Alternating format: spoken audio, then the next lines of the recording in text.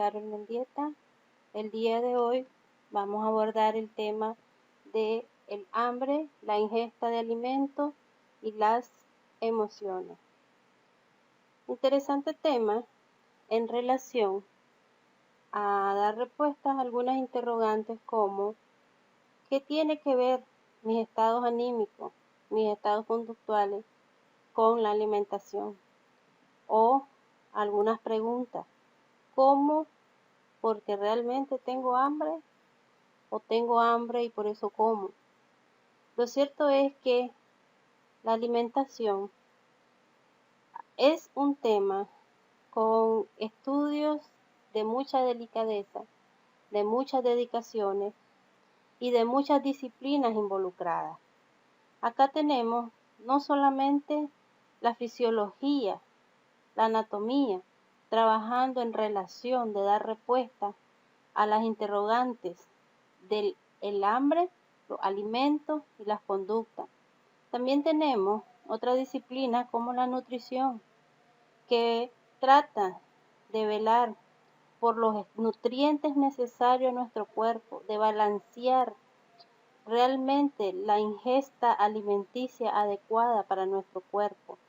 Y por ende, entonces, tenemos que tratar de abordar algunos conceptos básicos. Por ejemplo, ¿qué es el hambre? El hambre la podemos describir como un estado de carencia sobre algo. El hambre es básica, es vital para el cuerpo humano. No podríamos sobrevivir mucho tiempo sin ingerir alimentos. Sin embargo, hay otros conceptos involucrados, como el apetito. El apetito en sí se ve involucrado con el hambre, pero sin embargo es un estado psicológico de ingerir alimentos. Como su palabra lo dice, apetito, te apetece. Es bueno, no es malo en su totalidad porque él te puede clasificar qué te apetece para alimentarte el día de hoy y qué no te apetece. Sin embargo, también hay otro concepto muy importante que nosotros debemos de abordar. Por ejemplo, tenemos lo que es el hambre y los estados emocionales.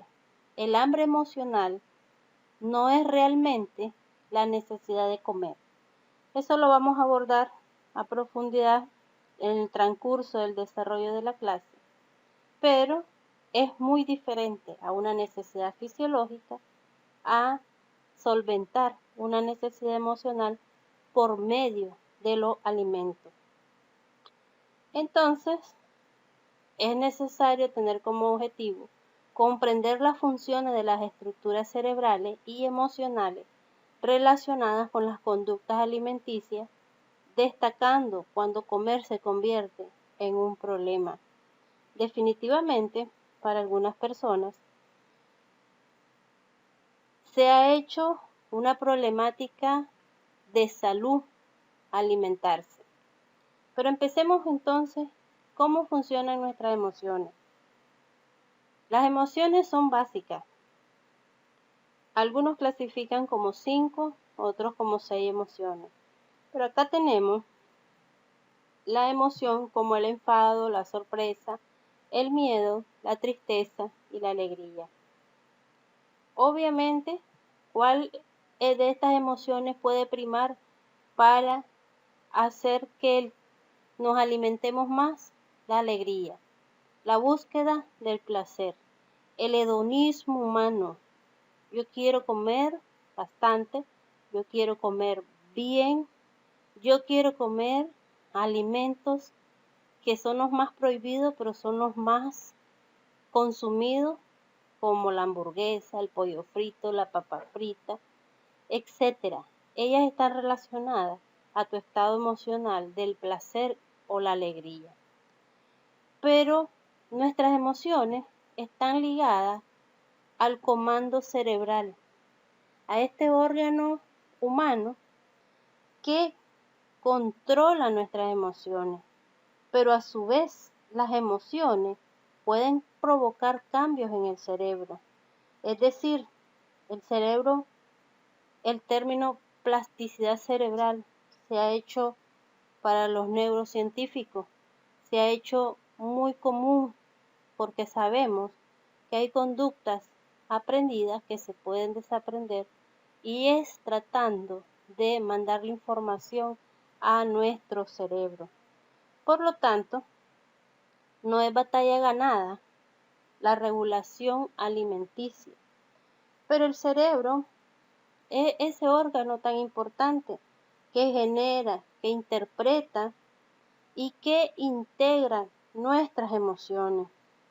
En ese cerebro, un órgano tan feo físicamente, pero que salen cosas muy maravillosas. Es necesario abordar un poco acerca de sus áreas anatómicas. Se conocen las áreas relacionadas a nuestras emociones, al hipocampo, la hipófisis, la amígdala, el hipotálamo, implicadas en las manifestaciones de distintas emociones. El organismo interactúa con el ambiente como conjunto, no es del cuerpo o cerebro solo. El cerebro humano y el resto del cuerpo constituyen un organismo indiciado e integrado por medio de circuitos regulatorios bioquímicos y neurológicos. También el sistema endocrino, inmunológico y autónomo. Las respuestas se producen por el cerebro normal cuando detecta un estímulo o evento cuya presencia actual o imaginaria dispara las emociones, que son las respuestas automáticas de nuestro cerebro. En otras palabras, tenemos las áreas anatómicas comprobadas científicamente. Por acá tenemos, ¿verdad? Área anatómica. Estas son. Pero es importante también darse cuenta que como él trabaja con otros sistemas como el endocrino y el inmunológico, es importante saber regular nuestras emociones.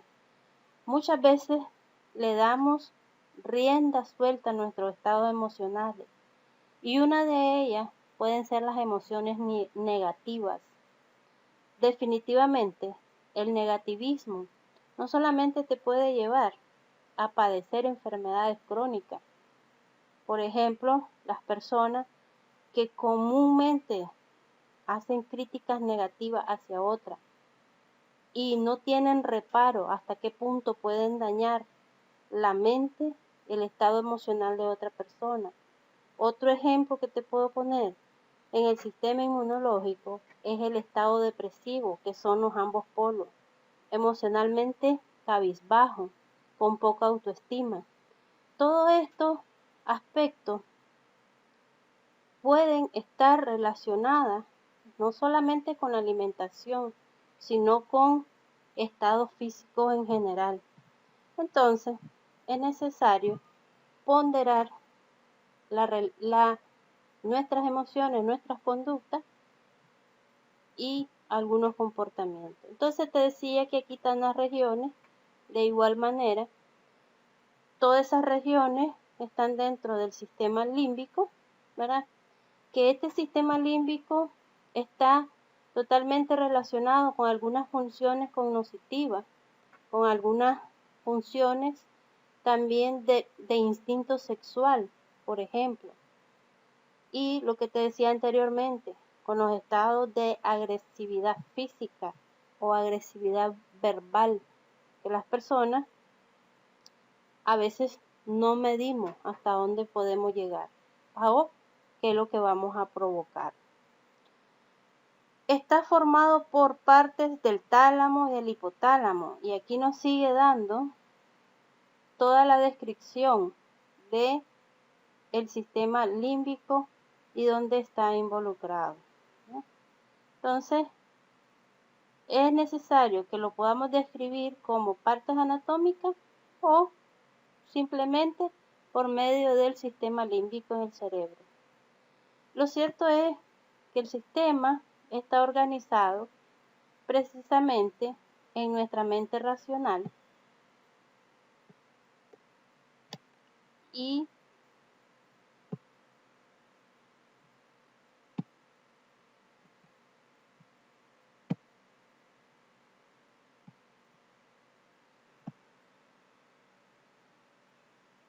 entonces, como continuábamos, esta lámina nos hace ver acerca de nuestra organización hemisférica y tenemos que existe la mente racional y la mente emocional.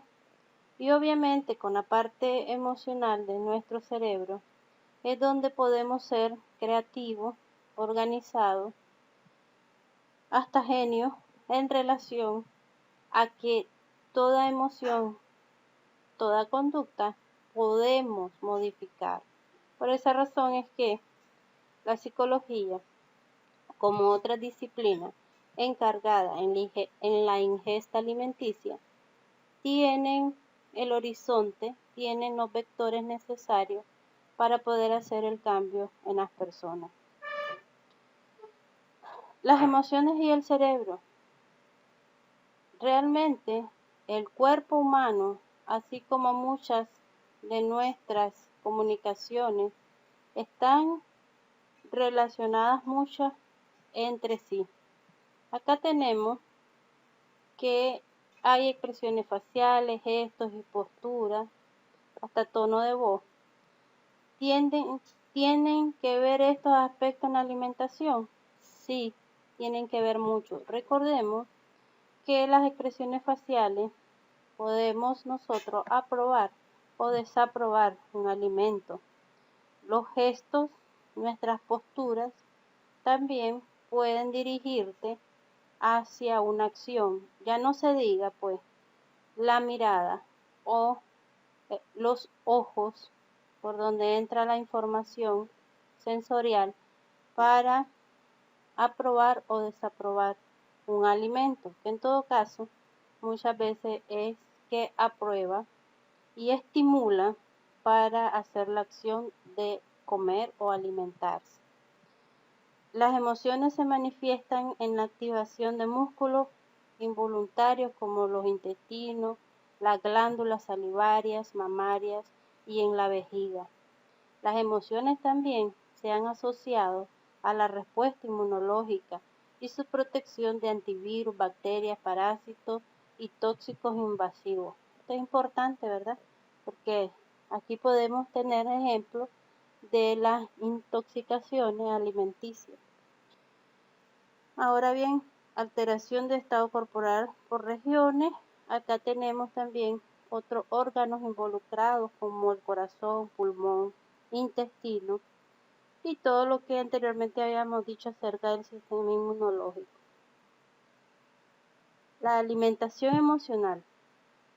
De acuerdo con Gibson, como se citó en el 2015, la relación que existe entre emociones y alimentación no es sencilla porque los estados emocionales influyen en la manera de alimentarnos y también a la inversa, debido a que los alimentos que consumimos para saciar la necesidad de hambre igualmente interviene en cómo nos sentimos.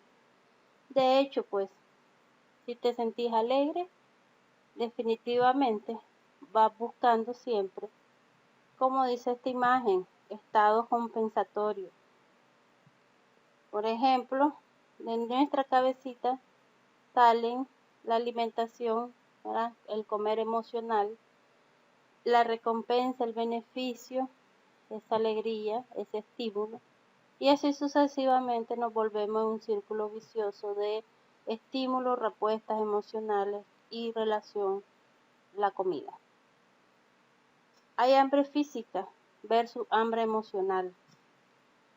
Comes con calma en el hambre física y puedes posponer la ingesta de comida para más rato. En cambio, en el hambre emocional, te urge comer en el momento y comes compulsivamente. En el hambre física, puedes satisfacerte con cualquier tipo de comida siempre que pueda alimentarte. En lo emocional, tienes antojos específicos como la pizza, el chocolate, helado, etc. En el hambre física, cuando estás lleno, puedes parar de comer. En el emocional, comes más de lo que normalmente necesitas y te sientes incómodamente lleno. Te causa en el hambre física satisfacción y no culpa, pero en el emocional te deja sentimientos de culpa, estorbo hasta por día o horas enteras. Entonces, aquí tenemos la relación entre estos dos aspectos importantes. La comida se aprende a usar para anestesiar el dolor y suprimir esas emociones muy duras de afrontar. Si te corren de un empleo, a comer. Si fracasas en el matrimonio, a comer. Si no te pagaron el dinero necesario, a comer. Si no te gustó X cosa, a comer. Y en fin, el dolor muchas veces se sustituye con el placer de la alimentación. En vez de comer para saciar el hambre, comemos para sentirnos bien felices. Nos alivia el estrés y nos quita la pena.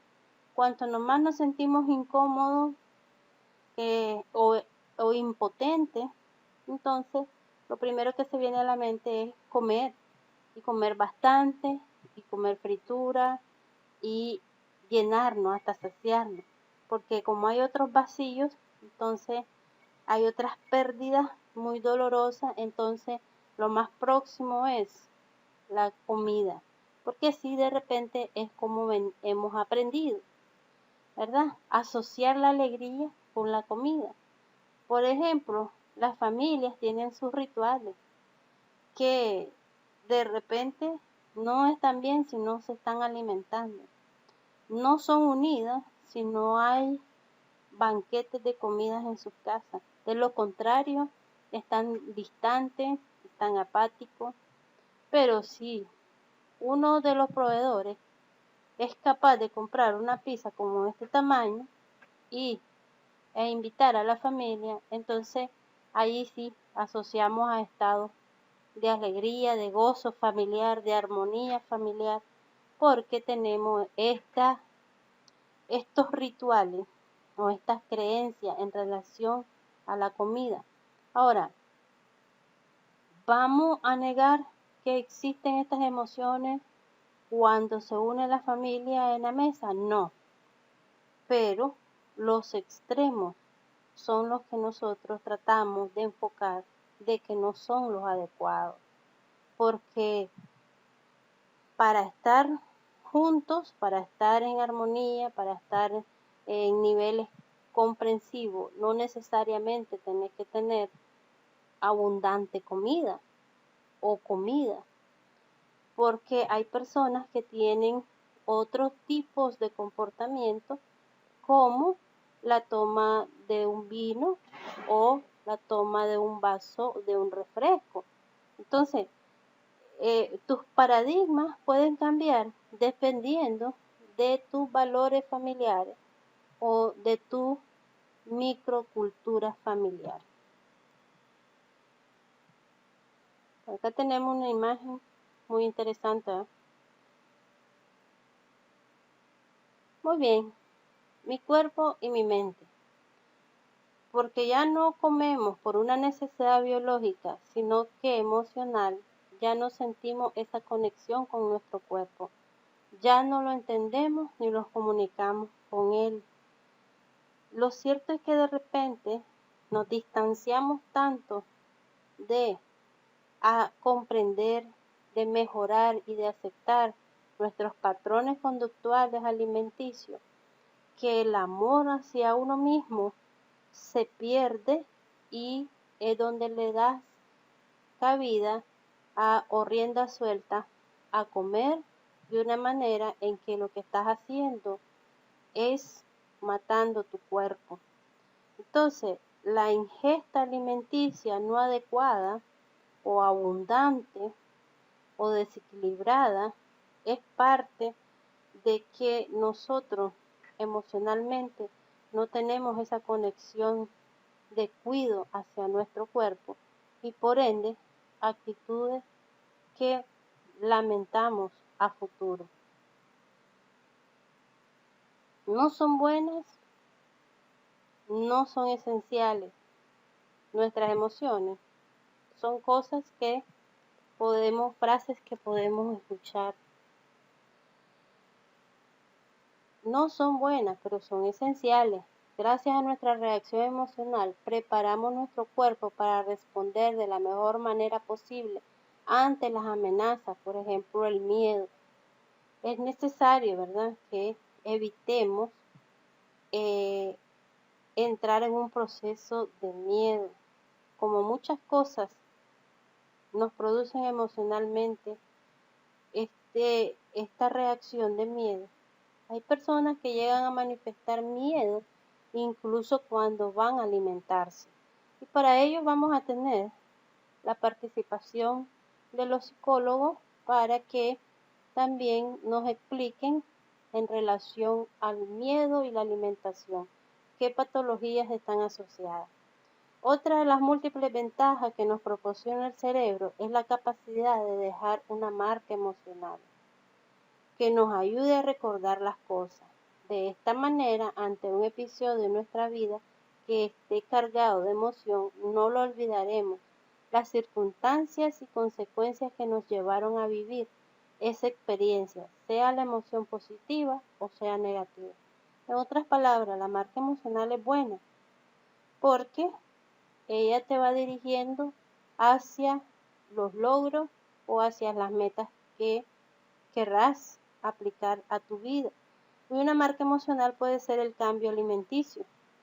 Si antes habías aprendido a comer casi todo frito, puede que vayas paulatinamente cambiando ese estilo de vida. Así que tu marca emocional te puede decir que lo estás haciendo bien. Y aquí pues, recordando la fisiología, estas marcas emocionales se pueden, ¿por qué se pueden? Porque está comprobado fisiológicamente. Cómo entra la información cognitiva pasa a nuestra fisiología y nuestras expresiones circundantes en relación a la emoción siempre van a viajar de igual manera en los parámetros de mente, cuerpo y expresión o conducta o estado emocional. Entonces, sí se puede cambiar o desaprender conducta. Y aquí pues, recordándote más acerca de nuestras emociones básicas, te decía anteriormente, hay 5, otros pueden decir 8, otros pueden decir 7, pero lo cierto es que son importantes manejar nuestros estados emocionales. Aquí está destacar la alegría, por ejemplo, el humor, cómo se mantiene, pero aquí hay otros aspectos que están relacionados también a la ingesta alimenticia, como la aversión y el miedo. En relación a la psicología y los trastornos de la conducta alimentaria, afortunadamente Psicología cuenta con manuales diagnósticos para los trastornos mentales y aquí tenemos un manual llamado CIE-10. En su código F50 vas a tener las clasificaciones de algunos trastornos alimenticios.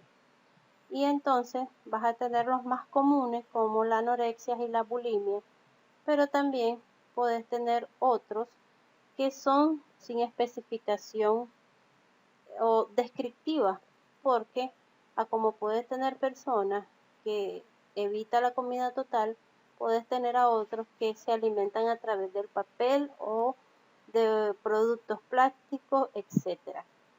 Así que es muy importante manejar también el aspecto meramente científico y la observación en relación a los trastornos alimenticios. Esta actividad la vamos a realizar y vamos a ver un video que lo vamos a subir a nuestra plataforma y por el momento muchas gracias.